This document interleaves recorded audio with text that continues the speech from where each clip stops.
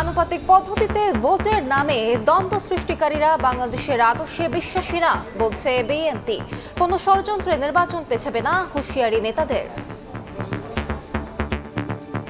পিআরকে issue করে গণতন্ত্রের আকাঙ্ক্ষাতে যদি কেউ দ্বন্দ্ব সৃষ্টি করে, আমি বলবো তারা বাংলাদেশের আদর্শে বিশ্বাস করে। 2 দিন আগের জনসভা থেকে আমরা পিআর সংখ্যানুযায়ী যে কথা বলা হচ্ছে, এটাকে আমরা মনে করি একটা ষড়যন্ত্র, নির্বাচনকে ব্যাহত করা, নির্বাচনকে বিলম্বিত করা।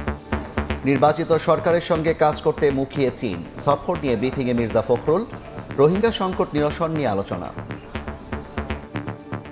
নির্বাচিত সরকারের সাথে নতুনভাবে কার্যক্রম শুরুর ব্যাপারে চীনের পক্ষ থেকে আশাবাদ ব্যক্ত করেছেন। রোহিঙ্গা নাগরিকদের নিরাপত্তা প্রত্যাবর্তনের ব্যাপারে চীনের অধিকতর এবং কার্যকর ভূমিকা রাখার আহ্বান জানিয়েছি। দেখছিলেন প্রধান শিরোনাম। সন্ধ্যার সময় সঙ্গে আছি আমি জাফর সাদিক এবং আমি আলিশা ইসলাম। এবার অন্যান্য শীর্ষ সংবাদ। কাজে ফিরলেন এনবিআর কর্মকর্তারা। বন্দরে বন্দরে কর্মচাঞ্চল্য। স্থবিরতা কাটতে আরো সময় লাগবে। রাজস্ব আহরণ লক্ষ্যমাত্রার চেয়ে এখনো পিছিয়ে 1 লাখ কোটি টাকা। ভরা মৌসুমে চাল নিয়ে চালবাজি। ঢাকার বাজারে কেজিতে 10 টাকা পর্যন্ত বেড়েছে দাম। বেশি বিপাকে নিম্ন ও মধ্যবিত্ত। যৌক্তিক কারণ জানেন না ব্যবসায়ীরা। একদিনে সর্বোচ্চ 429 জন ডেঙ্গু শনাক্ত। আক্রান্ত ছাড়ালো 10,000। আইসিইউর অভাবে বরগুনায় বাড়ছে মৃত্যু। সংকটাপন্নদের পাঠানো হচ্ছে বরিশালে পথে।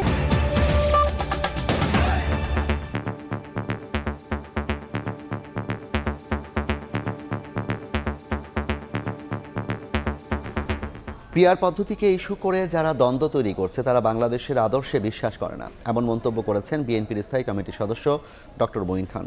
আনুপাতিক পদ্ধতিতে ভোটের দাবিতে নির্বাচন পেছানোর ষড়যন্ত্র দেখছে দলটি। এদিকে চীন সফর নিয়ে সংবাদ সম্মেলনে বিএনপি মহাসচিব মির্জা ফখরুল ইসলাম আলমগীর বলেন, নির্বাচিত সরকারের সঙ্গে কাজ করতে মুখিয়ে আছে বেইজিং। সোমবার সকালে রাজধানীর ডিপ্লোমা ইঞ্জিনিয়ার্স ইনস্টিটিউশনে সাধারণ সভার আয়োজন করে জাতীয়তাবাদী উলামা দল। এতে অতিথি হিসেবে যোগ দেন বিএনপির কেন্দ্রীয় নেতারা। সভায় বিএনপির যুগ্ম মহাসচিব শহীদউদ্দিন চৌধুরী অ্যানি বলেন, পিআর পদ্ধতিতে নির্বাচনের দাবির পেছনে ষড়যন্ত্র আছে। আজকে যদি পিআর পদ্ধতির কোন এই ধরনের কথাবার্তার মাধ্যমে কেউ সুযোগ পায়, সেখানে ফ্যাসিস্ট সেই সুযোগটা সর্বপ্রথম পাবে। এই সুযোগ বাংলাদেশের মানুষ দিতে চায় না, দিবে না। লন্ডন বৈঠকের সফলতা ভেস্তে দেওয়ার ষড়যন্ত্র হিসেবে পিআর পদ্ধতি এবং স্থানীয় সরকার নির্বাচনের দাবি জানানো হচ্ছে বলে মন্তব্য করেন বিএনপি চেয়ারপারসনের উপদেষ্টা জয়নুল আবেদিন ফারুক। তারেক রহমানের সাথে একটি বৈঠকে আমরা যে আলো, যে দিশা, যে প্রত্যাশা আমরা পেয়েছি, তাকে লুণ্ঠন করার জন্য একটা শক্তি বাংলাদেশে আমাদের বিরুদ্ধে কথা বলেন। এবং জাতীয় সংসদ নির্বাচনের আগে আপনারা ইউনিয়ন নির্বাচন চাবেন, এটা আপনাদের কাছে আমরা অন্তত আশা করি। পিআর পদ্ধতিতে জনপ্রতিনিধি কে হবেন তা নিয়ে জনগণ অন্ধকারে থাকবে মন্তব্য করে বিএনপি স্থায়ী কমিটির সদস্য মঈন খান বলেন, এটি ইস্যু করে যারা দ্বন্দ্ব তৈরি করছে তারা বাংলাদেশের আদর্শে বিশ্বাস করে না। আজকে কেন এই দ্বন্দ্ব? প্রশ্ন এসেছে পিআর নিয়ে। অবশ্যই পিআর হতে পারে, পিআর হওয়াটা বা না হওয়াটা কোনো বড় কথা নয়, কিন্তু পিআরকে ইস্যু করে বাংলাদেশের মানুষের যে গণতন্ত্রের আকাঙ্ক্ষা, সেই গণতন্ত্রের আকাঙ্ক্ষাতে যদি কেউ দ্বন্দ্ব সৃষ্টি করে, আমি বলবো তারা বাংলাদেশের আদর্শে বিশ্বাস করে। এদিকে বিকেলে চীন সফর নিয়ে গুলশানে চেয়ারপারসনের কার্যালয়ে সংবাদ সম্মেলন করেন বিএনপি মহাসচিব মির্জা ফখরুল ইসলাম আলমগীর। বলেন, নির্বাচিত সরকারের সঙ্গে কাজ করতে মুখিয়ে আছে বেইজিং। পলিসি ব্যুরোর সদস্য শ্রী লং হং সিং আমাদের ভারপ্রাপ্ত চেয়ারম্যান জনাব তারেক রহমানকে চীন সফরের আমন্ত্রণ জানিয়েছেন এবং দ্রুতই একটি নির্বাচিত সরকারের সাথে নতুনভাবে কার্যক্রম শুরুর ব্যাপারে চীনের পক্ষ থেকে আশাবাদ ব্যক্ত করেছেন। মির্জা ফখরুল জানান, রোহিঙ্গা সংকট নিরসনে মায়ানমারকে রাজি করানোর চেষ্টা করছে চীন। বাংলাদেশ যেন প্রতিবেশীদের সঙ্গে ভালো সম্পর্ক রাখে সে বিষয়ে আগ্রহ রয়েছে চীনের। সম্পর্কে উন্নয়নে হাসান ওয়ালি, সময় সংবাদ, ঢাকা। বিএনপির একটি জুলাই গণঅভ্যুত্থানে প্রথম শহীদ আবু সাইদ হত্যা মামলার আনুষ্ঠানিক অভিযোগ আমলে নিয়েছেন আন্তর্জাতিক অপরাধ ট্রাইব্যুনাল। গ্রেফতারি পরোয়ানা জারি করা হয়েছে বেগম রোকেয়া বিশ্ববিদ্যালয়ের সাবেক ভিসি হাসিবুর রশিদ, রংপুর মেট্রোপলিটন পুলিশের সাবেক কমিশনার মনিরুজ্জামান সহ ২৬ জনের বিরুদ্ধে। আর এই মামলায় কারাগারে থাকা ৪ আসামিকে গ্রেফতার দেখানো হয়েছে। সোমবার আবু সাইদ হত্যার সেই ভিডিও দেখানো হয় আন্তর্জাতিক অপরাধ ট্রাইব্যুনালে। ৩০ আসামির বিরুদ্ধে আনা অভিযোগ পড়ে শোনান চিফ প্রসিকিউটর। সুপিরিয়র দায় হচ্ছে শেখ হাসিনার, আসাদুজ্জামান খান কামালের, আইজিপির এবং তারপরে পুলিশের রংপুরের যারা ঊর্ধ্বতন কর্তা ছিলেন তাদের ব্যাপারে ঊর্ধ্বতন দায় এখানে এই মামলাতে পাওয়া গিয়েছে। অক্সিলিয়ারি ফোর্স হিসেবে আওয়ামী লীগ, যুবলীগ, বিশ্ববিদ্যালয়ের প্রশাসন এই ছাত্রদের আন্দোলন দমনের ব্যাপারে পুলিশকে কিন্তু সরাসরি নির্দেশনাও দিয়েছে। পরে আনুষ্ঠানিক অভিযোগ আমলে নিয়ে বেগম রোকেয়া বিশ্ববিদ্যালয়ের সাবেক ভিসি হাসিবুর রশিদ, রংপুর মেট্রোপলিটন পুলিশের সাবেক কমিশনার মনিরুজ্জামান সহ ২৬ জনের বিরুদ্ধে গ্রেফতারি পরোয়ানা জারি করেন বিশেষ ট্রাইব্যুনাল। ১০ই জুলাই পরবর্তী শুনানির জন্য দিন ধার্য করেছেন। ওই দিন যে ৪ জন আসামি গ্রেপ্তারকৃত আছে তাদেরকে গ্রেপ্তার দেখানো পূর্বক তাদেরকে উপস্থিত করানোর জন্য জেল অথরিটিকে নির্দেশ দিয়েছেন এবং বাকি যে ২৬ জন আসামি আছে তাদেরকে গ্রেপ্তার করে ওই তারিখে হাজির করার জন্য আইন শৃঙ্খলা রক্ষাকারী বাহিনীর প্রতি নির্দেশ দিয়েছেন। আলোচিত এই মামলায় ৪ আসামি কারাগারে রয়েছেন। তারা হলেন সরাসরি গুলি করা পুলিশ সদস্য আমির হোসেন, কনস্টেবল সুজন চন্দ্র, বেরবির সাবেক প্রক্টর শরীফুল ইসলাম ও নিষিদ্ধ ছাত্রলীগের সাধারণ সম্পাদক ইমরান চৌধুরী। আফজাল হোসেন, সময় সংবাদ, ঢাকা। স্থানীয় সরকার উপদেষ্টা আসিফ মাহমুদ সজীব ভূঁইয়া ভুল করে ব্যাগে নিজের লাইসেন্সকৃত অস্ত্রের ম্যাগাজিন বহন করেছিলেন বলে জানিয়েছেন স্বরাষ্ট্র উপদেষ্টা জাহাঙ্গীর আলম চৌধুরী। বিকেলে সচিবালয় আইন শৃঙ্খলা সংক্রান্ত কোর কমিটির বৈঠক শেষে ব্রিফিংয়ে তিনি একথা জানান। বৈঠকে ১ জুলাই থেকে ৫ আগস্ট পর্যন্ত দেশব্যাপী আয়োজিত অনুষ্ঠান নির্বিঘ্নে উদযাপনের ব্যাপারে আলোচনা হয়েছে। এসব অনুষ্ঠান ঘিরে নিরাপত্তার ঝুঁকি নেই বলে জানান স্বরাষ্ট্র উপদেষ্টা। এ সময় প্রশ্নের জবাবে তিনি বলেন, উপদেষ্টা আসিফের কাছে অস্ত্র ছিল না। বয়স অনুযায়ী তিনি অস্ত্রের লাইসেন্স পেতে পারেন কিনা জানতে চাইলে এ বিষয়ক আইন সম্পর্কে জানা নেই বলে জানান স্বরাষ্ট্র উপদেষ্টা। এটা কিন্তু AK-47 না, এটা তারই একটা লাইসেন্সকৃত হাতিয়ার, পিস্তলের একটা ম্যাগজিন যে থাকে, একটা খালি ম্যাগজিনটা ওইটা ভুলে ওনার ইসে রয়ে গেছিল। ওইটা এটা একটা মানে জাস্ট একটা ভুল, যেহেতু এটা নিয়ে তো বাইরে ওনার যদি জানতে পারতো আগে তো উনি কোনো অবস্থায় এটা নিতেন না। বৈধ লাইসেন্সের ক্ষেত্রে 30 বছর আছে না কিরকম, আমি যেহেতু এই আইনটা পুরোটা দেখি না এই ব্যাপারে আমি কিছু বলতে পারবো। প্রিভিলেজটা যেন কারো ক্ষেত্রে না হয়, সবার ক্ষেত্রে যেন আইনটা একইভাবে প্রয়োগ করে, এই জন্য বলা হয়েছে। সব কর্মসূচি প্রত্যাহার করে কাজে ফিরেছেন এনবিআর কর্মকর্তা কর্মচারীরা। কাজে ফেরায় কর্মীদের ধন্যবাদ জানান রাজস্ব বোর্ড চেয়ারম্যান। বলেন, আন্দোলনের কারণে রাজস্ব আহরণ কিছুটা ব্যাহত হলেও গেল অর্থ বছরের চেয়ে আদায় বাড়বে, যদিও সংশোধিত লক্ষ্যমাত্রা থেকে এখনও পিছিয়ে ১ লাখ কোটি টাকার বেশি।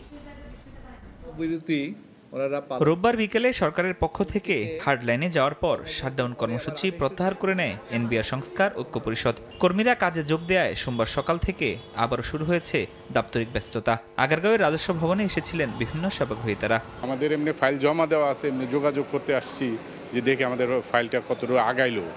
এই কদিন আন্দোলনের কারণে কোনো কাজ হয়নি, রাস্তা থেকে চলে গেছে।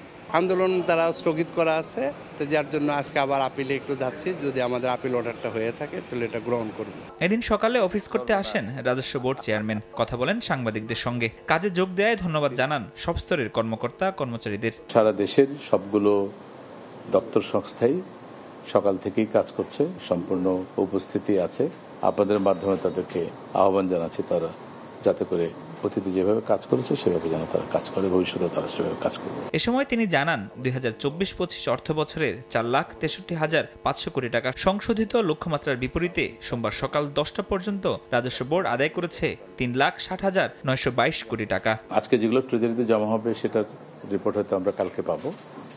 এর বাইরে আমাদের কিছু বিশেষ করে গভর্নমেন্ট প্রজেক্টগুলোতে যেটা যেই ট্যাক্স এবং ভ্যাট যেটা বিল থেকে যেটা আদায় হয় সেটার একটু সমন্বয়ের জন্য কিছু সময় লাগে। গতবারের চেয়ে বেশি হবে এটা নিশ্চিত, কিন্তু আমরা যেরকম আশা করেছিলাম হয়তো একটু তো হোঁচট খেয়েছে এই কয়দিনের কাজকর্মে। ব্যবসা বাণিজ্য যেমন বিঘ্নিত হয়েছে, একইভাবে আমাদের রাজস্ব আদায় কার্যক্রমে হোঁচট খেয়েছে। এদিকে রাজস্ব আদায়ের লক্ষ্যে অর্থ বছরের শেষ দিন সন্ধ্যা ৬টা পর্যন্ত সকল ব্যাংকের শাখাগুলো খোলা রাখার নির্দেশ দেয় বাংলাদেশ ব্যাংক। ফরহাদুর রহমান, সময় সংবাদ, ঢাকা। এদিকে এনবিআর কর্মীদের কমপ্লিট শাটডাউন কর্মসূচিতে 2 দিন বন্ধ থাকার পর বন্দরে বন্দরে ফিরেছে কর্মচাঞ্চল্য। সকাল থেকে পুরো দমে চলছে কার্যক্রম। তবে মার্চ টু এনবিআর ও শাটডাউনে ব্যাপক ক্ষতির মুখে পড়েছেন বলে দাবি ব্যবসায়ীদের। একের পর এক ট্রাক ঢুকছে স্থলবন্দরে, এরপর ছাড়পত্র নিয়ে খালাস হচ্ছে পণ্য। এনবিআরে টানা 2 দিন কমপ্লিট শাটডাউন কর্মসূচি প্রত্যাহার করায় সোমবার সকাল থেকে কাজে যোগ দেন সব কাস্টমস কর্মকর্তা কর্মচারীরা। ফলে আমদানি রপ্তানি পণ্য পরিবহন ও বন্দর থেকে খালাস পুনরায় চালু হয়। কর্মচাঞ্চল্য ফেরায় খুশি শ্রমিক ও ব্যবসায়ীরা। যতগুলা গাড়ি ঢুকে আছে সেগুলা ছাড় করার জন্য আজকে সকাল থেকে নাকি শুনলাম যে প্রত্যাহার করছে তাদের দাবি, সেই জন্য সকালে আসছি কাজ করার জন্য। কমপ্লিট শাটডাউনের কারণে আমরা 2 দিন থেকে কোনো কাজ করতে পারিনি। গতকালকে তারা তাদের ওই আন্দোলনটা প্রত্যাহার করছে, এই জন্য আজকে থেকে আমরা সকাল থেকে কাজ করতেছি। আমরা বিলুমেন্ট এখানে এন্ট্রি করতেছি। অফিসে এসে খুব দ্রুত কাজগুলো শুরু করেছি। প্রথম গাড়িটাই আমাদের এক্সপোর্টের গাড়ি 9:50-এর দিকেই ভারতের দিকে চলে গেছে এবং পাশাপাশি একই সময়ে ভারতীয় পণ্যবাহী ট্রাক পাথর নিয়ে এসছে। তবে 2 দিন সব ধরনের বাণিজ্যিক কার্যক্রম বন্ধ থাকায় ব্যাপক ক্ষতির মুখে পড়তে হয়েছে বলে দাবি ব্যবসায়ীদের। গত শনি ও রোববার কলম বিরতির ধারাবাহিকতায় মার্চ টু এনবিআর ও শাটডাউনে সরকার কোটি কোটি টাকার রাজস্ব হারিয়েছে বলে দাবি বন্দর কর্তৃপক্ষের। ফাহরিয়া ফারজানা, সময় সংবাদ। চালের দামে ঊর্ধ্বগতিতে বিপাকে পড়েছেন রাজধানীর নিম্ন ও মধ্যবিত্তরা। বেশি দামে বিক্রি করলেও যৌক্তিক কারণ জানেন না ব্যবসায়ীরা। বলছেন এর জন্য দায়ী কর্পোরেট প্রতিষ্ঠান ও মিলার সিন্ডিকেট। ভোক্তা অধিকার নিয়ে কাজ করা সংগঠন ক্যাব বলছে সিন্ডিকেট বন্ধে নেই সরকারের তৎপরতা। মূল হোতাদের শাস্তির আওতায় আনার দাবি সংগঠনটির। দেশের বাজারে চাল নিয়ে যেন থামছেই না চালবাজি। একদিকে ভরা মৌসুমেও ধান ও চালের সংকটের অদৃশ্য অজুহাতে রাজধানীর চাল বাজারে দামের উত্তাপ, যার খেসারত দিচ্ছে ক্রেতারা। আমরা যারা নিরহ গরিব সাধারণ ব্যবসায়ী সাধারণ চাকরিজীবী, আমাদের রূপে একটা মরার রূপে খারাগা। পার কেজিতে 8 টাকা, এটা বোঝেন একটা মানে আপনার হলো সাধারণ মানুষের জন্য কত ভোগান্তি। অল্প বেতনের চাকরিকর্তাদের পক্ষে খুব সমস্যা। রাজধানীর কারণ বাজার ঘুরে দেখা যায় সপ্তাহ ব্যবধানে মিনিকেট চালের বস্তা প্রতি দাম বেড়েছে অন্তত 300 টাকা। 70 থেকে 72 টাকা কেজি থাকলেও এখন 78 থেকে 80 টাকা। 54 থেকে 55 টাকার ডি 28 চাল বিক্রি হচ্ছে 58 থেকে 60 টাকায়। আর নাজির চাল কেজিতে বেড়েছে অন্তত 5 থেকে 6 টাকা। ব্যবসায়ীরা বলছেন কিছু অসাধু ব্যবসায়ী ও মিল মালিক ধান সংগ্রহ করে কৃত্রিমভাবে চাল মজুত করেছেন, যার প্রভাব পড়ছে খুচরা বাজারে। মিনিকেট 80 টাকা করে কিনছে, মিনিট এখন আমরা কিনতে হচ্ছে 78 টাকা করে। আমার দেশে কি পরিমাণ চাল উৎপাদন হলো এবং আমাদের দেশে কোনো ঘাটতি আছে কিনা, ঘাটতি যদি থেকে থাকে তাহলে সেটা ব্যবস্থা করতে হবে। গভর্নমেন্ট একটা বলতো যে আমরা আমদানির ব্যাপারে যদি গভর্নমেন্ট একটু হইতো তাহলে মনে করেন ওরা মনে হয় না আর বাড়ানো, ওদের কাছে স্টক আছে বড় বড় মিলারের কাছে। ভোক্তা অধিকার নিয়ে কাজ করা সংগঠন ক্যাব বলছে সিন্ডিকেট বন্ধে সরকারের তৎপরতা না থাকায় বাজারে দাম বাড়ছে। সিন্ডিকেট বন্ধ করার জন্য সরকারের তৎপরতা দৃশ্যমান নয়। এই সময় যে সরকার ক্ষমতায় দেখেন তার পৃষ্ঠপোষকতা অথবা তাদেরকে ব্যবহার করে এই সিন্ডিকেট চক্র তাদের অপকর্ম তারা চালিয়ে গেছেন। এবারও তার ব্যতিক্রম হয় নাই। 5ই আগস্টের পট পরিবর্তনের পরে আমাদের যারা সিন্ডিকেটের কারসাজি বা সিন্ডিকেটের যারা হতা তারা কিন্তু তাদের জামা পরিবর্তন করেছেন। সিন্ডিকেট বন্ধের শুধুমাত্র বাজারে নয়, বরং চালের মোকাম ও মিলগুলোতে অভিযান চালানোর দাবি ক্রেতাদের। সাইফুল ইসলাম, সময় সংবাদ, ঢাকা। সন্ধ্যার সময় আরো থাকছে। ওয়ানডে সিরিজ সামনে রেখে প্রেমাদাসে অনুশীলন করল বাংলাদেশ। ব্যাটিং বোলিং ফিল্ডিংয়ে মনোযোগ টাইগারদের। সতীর্থদের গেম প্ল্যান বুঝিয়ে দিলেন অধিনায়ক মিরাজ। ঢাকার সড়কে শৃঙ্খলা ফেরানোর পাশাপাশি দূষণ নিয়ন্ত্রণে তুলে নেওয়া হবে মেয়াদোত্তীর্ণ গাড়ি, নামানো হবে নতুন যানবাহন। এজন্যই শিগগিরই 250 গাড়ি কেনা হচ্ছে বলে জানান পরিবেশ উপদেষ্টা। দূষণ নিয়ন্ত্রণে অক্টোবরের আগেই রাজধানীর সব ভাঙাচোরা রাস্তা মেরামতের উদ্যোগ নেওয়া হবে বলেও জানান তিনি। ঢাকার বেহাল পরিবহন ব্যবস্থার প্রতীক ফিটনেসবিহীন যানবাহন। সড়ক দাপিয়ে বেড়াচ্ছে লক্কর ঝক্কর বাস। ছড়াচ্ছে দূষণ, বেপরোয়া গতিতে ঝরছে প্রাণ। জরিপ অনুযায়ী রাজধানীর বিভিন্ন রুটে চলা বাসের প্রায় ৮০ ভাগেরই ফিটনেস নেই। ঢাকার সড়কে শৃঙ্খলা ফেরাতে এবং ধুলা দূষণ নিয়ন্ত্রণে কাজ করছে চীনা বিশেষজ্ঞ দল। সোমবার সকালে সচিবালয়ে প্রতিনিধি দলটির সঙ্গে মত বিনিময় করেন পরিবেশ উপদেষ্টা। এ সময় স্বল্প, মধ্য ও দীর্ঘমেয়াদী পরিকল্পনা তৈরির পরামর্শ দেন বিশেষজ্ঞরা। পরে ব্রিফিংয়ে উপদেষ্টা জানান, দূষণ নিয়ন্ত্রণে পর্যায়ক্রমে সড়ক থেকে তুলে নেওয়া হবে মেয়াদ উত্তীর্ণ গাড়ি, নামানো হবে নতুন যানবাহন। পুরনো বাসগুলোকে আর চলতে দেওয়া হবে না। এখন আমরা বিআরটি এর সাথে মিলে একসাথে পুরনো বাসগুলোর বিরুদ্ধে অভিযানে যাব। যে পুরনো বাস রাস্তা থেকে সরবে, নতুন বাস যেগুলো হয়তো ইলেকট্রিক ভেহিকেল, ইলেকট্রিক বাসেস, সেগুলো আসবে। আমরা অলরেডি 250টা, তাই না, বাস কেনার টাকার অনুমোদন পেয়ে গেছি। উপদেষ্টা আরও জানান, ধুলা ও দূষণ নিয়ন্ত্রণে আগামী শীত মৌসুমের আগেই রাজধানীর ভাঙাচোরা রাস্তা মেরামত করা হবে, আর বায়ু দূষণ রোধে শিগগিরই গঠন করা হবে ওয়ার্কিং কমিটি। ঢাকা শহরের দেখবেন রাস্তার চতুর্দিকে নির্মাণ সামগ্রী ফেলে রাখছে। যে রাস্তাতেই যান ঢেকে নির্মাণ হচ্ছে, এরকম কোনো রাস্তা আসলে পাওয়া যাবে না। আমাদের রেসপাইট হচ্ছে ডাস্টটাকে কন্ট্রোল করা যায়। ধুলা নিয়ন্ত্রণের মাধ্যমে বায়ু দূষণটা কিছুটা নিয়ন্ত্রণে আসবে। সমস্যা সমাধানে স্বল্প, মধ্য ও দীর্ঘমেয়াদী পরিকল্পনা নেওয়া হবে বলে জানান পরিবেশ উপদেষ্টা। প্রসূন আশিস, সময় সংবাদ, ঢাকা।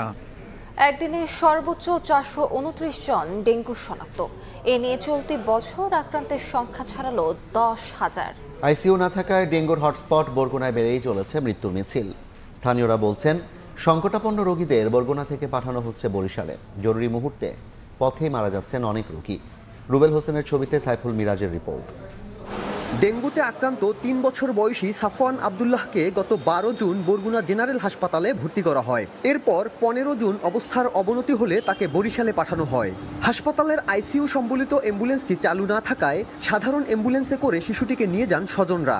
এরপর বরিশাল থেকে ঢাকা নেয়ার পথে সড়কেই মৃত্যুর কোলে ঢলে পড়ে সাফওয়ান। স্বজনরা বলছেন, হাসপাতালে আইসিইউ থাকলে এমনটা নাও হতে পারত। আমাদের সাফওয়ানকে যখন অবস্থার অবনতি হওয়া শুরু হয়, তখন আসলে আমাদেরকে রাস্তায় অনেক সময় নষ্ট হয়েছে, যে কারণে আমরা ট্রিটমেন্ট সম্পূর্ণ করতে পারি নাই। আমাদের এখানে আইসিইউ নেই বলেই হচ্ছে রোগীদের এই পথে বিড়ম্বনা সৃষ্টি হচ্ছে। আইসিইউ না থাকায় হাসপাতালটিতে মুমূর্ষু রোগীদের সেবা দেওয়া যাচ্ছে না। মেডিকেলের ডাক্তার দেখাইছে, তারপরে তার নামাইছে, গাড়িতে উঠাইবে, ওই সময় নাকি মারা গেছে। ডেঙ্গুতে বেশ কয়েকজন মারা গিয়েছে, কিন্তু এই হাসপাতাল থেকে রেফার করার পরে বরিশালে নেয়ার পথে অথবা বরিশালে পৌঁছেছে। তো আমাদের যদি আইসিইউ থাকতো, এখানে তাদেরকে অক্সিজেন সেবা দিয়ে, সুবিধা দিয়ে তাদেরকে কিন্তু বাঁচানোর চেষ্টা করা যেত। জনবল সংকটে আইসিইউ সম্বলিত অ্যাম্বুলেন্সটি চালানো যাচ্ছে না বলে জানান হাসপাতালের আবাসিক মেডিকেল অফিসার।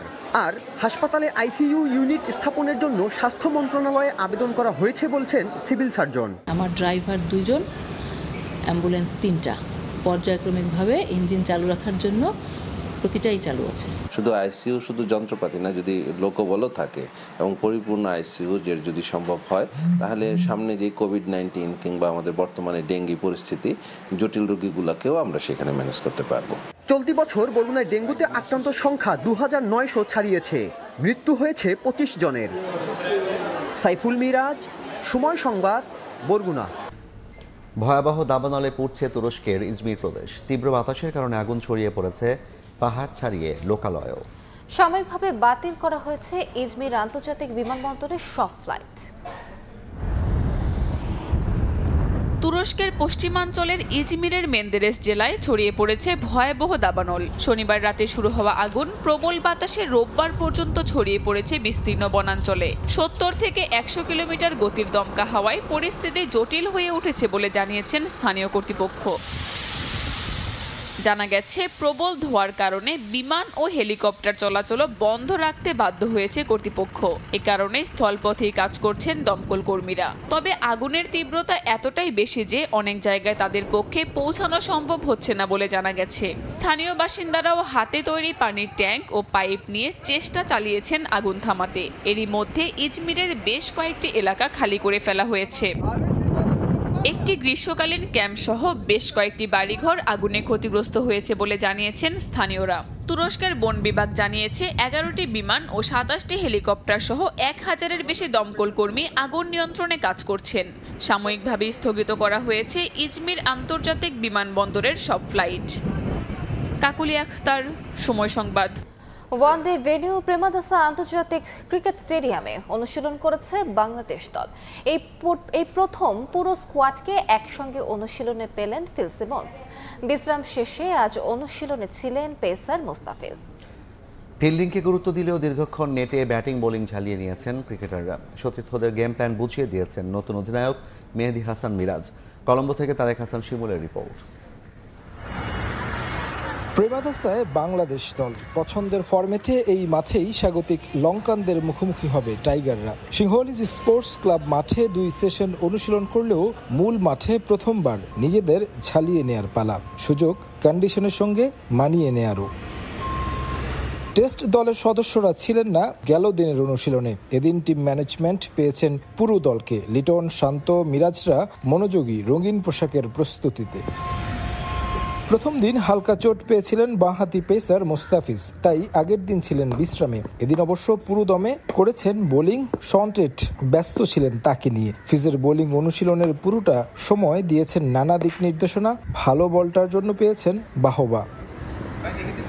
ব্যাটিংয়ে শান্ত, তানজিদ তামিম, তাওহিদ হৃদয়রা ছিলেন মনোযোগী, খেললেন লম্বা শট। নাইম শেখ অনুশীলন করেন শর্ট বল নিয়ে। শামীম পাটোয়ারি খেলেন তার পছন্দের শট। নোলুক শটে মুগ্ধ করেন কোচদেরও। অধিনায়ককে দেখা গেল ভিন্ন রূপে। নিজের বোলিং ব্যাটিং অনুশীলনের পর লঙ্কাবদের পরিকল্পনাও সাজিয়ে নিয়েছেন কোচিং স্টাফের সঙ্গে। কথা বলেছেন ক্রিকেটারদের সঙ্গেও। রিশাদকে নিয়ে সবারই বাড়তি আগ্রহ। মিরাজ এদিনও রিশাদকে নিয়ে করেছেন লঙ্কাবদের পরিকল্পনা।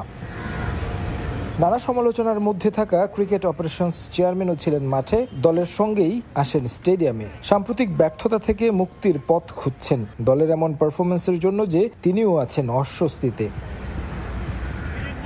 লঙ্কানদের বিপক্ষে ওয়ানডে সিরিজের প্রথম 2 ম্যাচের ভেন্যু এই প্রেমাদাসা। বাংলাদেশ পুরো দল নিয়ে প্রথমবারের মতো অনুশীলন করেছে এই স্টেডিয়ামে। অধিনায়ক মিরাজকে দেখা গেছে সবার সঙ্গে আলোচনাটা করতে খোলামেলাভাবে। এখান থেকে নতুন দিনের সূচনা হোক, সেটাই প্রত্যাশা। তারেক হাসান শিমুল, সময় সংবাদ, প্রেমাদাসা ইন্টারন্যাশনাল স্টেডিয়াম, শ্রীলঙ্কা। মিরপুরে ক্রিকেট বোর্ডের চলছে পরিচালনা পর্ষদের সভা। বিপিএল, জাতীয় দলের টেস্ট ক্যাপ্টেন্সি এবং বাংলাদেশ ভারত সিরিজ সহ বিভিন্ন ইস্যুতে গুরুত্বপূর্ণ সিদ্ধান্ত আসতে পারে এই সভা থেকে। এই মুহূর্তে সেখানে আছেন রিপোর্টার সাব্বির মিথুন। সরাসরি যাচ্ছি তার কাছে। মিথুন, এই মুহূর্তে আমি আছি বিসিবি প্রেস কনফারেন্স রুমে, যেখানে আসলে বিসিবির ইতিহাসে একটা ঐতিহাসিক লম্বা বৈঠক চলছে। ঘড়ির কাঁটায় প্রায় 5 ঘন্টা ব্যাপী এই বৈঠক চলছে এবং যেখানে সবচেয়ে বেশি আলোচিত যে বিষয়টি রয়েছে সেটা হচ্ছে বিপিএল নিয়ে একটি গুঞ্জন উঠেছিল যে বিপিএলটা হয়তো বছরের মধ্যবর্তী সময় অর্থাৎ মে মাসে সরিয়ে নেওয়া হতে পারে। তবে আপাতত পরের মৌসুমে সেরকমটা হচ্ছে না। নির্ধারিত সময় অর্থাৎ বছরের শেষ দিকে নভেম্বর ডিসেম্বরের দিকে অনুষ্ঠিত হবে বিপিএল। এবং এই বিপিএল কিভাবে আয়োজন করা হবে, ড্রাফট কিভাবে হবে কিংবা কাদেরকে দেওয়া হবে, সব কিছু মনিটরিং করার জন্য বা দায়িত্ব দেওয়া হবে একটা তৃতীয় পার্টিকে, যেটা একটা আমরা যতটুকু জানতে পেরেছি একটা বৈদেশিক বহুজাতিক একটা কোম্পানি। তারাই আসলে এই সব ড্রাফট প্রক্রিয়া থেকে শুরু করে সব কিছু ঠিকঠাক করবে, যেমনটা আসলে বড় বড় লিগ অর্থাৎ আইপিএল কিংবা বিদেশি লিগে আমরা দেখি। বিপিএলও এর আগে হয়েছে এভাবে। এছাড়াও এই বৈঠকে যে বিষয়টা সবচেয়ে বেশি আলোচনা বা গুরুত্ব পেয়েছে সেটা হচ্ছে ভারত সিরিজ।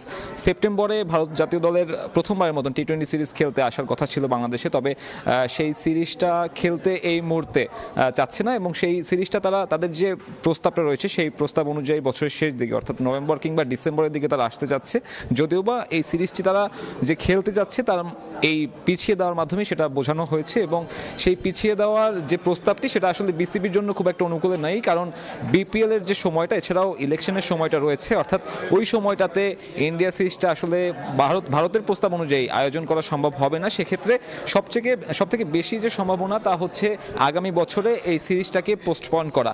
এছাড়াও বিসিবির যে ফিনান্সিয়াল বেশ কিছু ইস্যু রয়েছে অর্থাৎ বিপিএল এর লভ্যাংশ বন্টন থেকে শুরু করে নানান বিষয়ে আজকের বৈঠকের খুব বেশি গুরুত্ব পেয়েছে। তার পাশাপাশি মাঠ সংকটের যে বিষয়টি রয়েছে সেই মাঠ নিয়েও বিসিবি এই বৈঠকে তাদের প্রস্তাব উত্থাপন করেছেন এবং সেই মাঠের ব্যাপারেও হয়তো একটা পরবর্তী আপডেট আসতে পারে। আমার কাছে বিসিবির এই তৃতীয় বোর্ড সভা অর্থাৎ আমিনুল ইসলাম বুলবুলের নেতৃত্বাধীন তৃতীয় বোর্ড সভার এই ছিল সবশেষ। সরাসরি যুক্ত ছিলাম মিরপুর ক্রিকেট স্টেডিয়াম থেকে। এ পর্যায়ে শীর্ষ সংবাদ জানিয়ে দিচ্ছি আরেকবার। আনুপাতিক পদ্ধতিতে ভোটের নামে দ্বন্দ্ব সৃষ্টিকারীরা বাংলাদেশের আদর্শে বিশ্বাসী না, মন্তব্য বিএনপি নেতাদের। নির্বাচিত সরকারের সঙ্গে কাজ করতে মুখিয়ে চীন। এবং কাজে ফিরলেন এনবিআর কর্মকর্তারা, বন্দরে বন্দরে কর্মচাঞ্চল্য, স্থবিরতা কাটাতে সময় লাগবে আরও। রাজস্ব আহরণ লক্ষ্যমাত্রার চেয়ে এখনও পিছিয়ে 1 লাখ কোটি টাকা।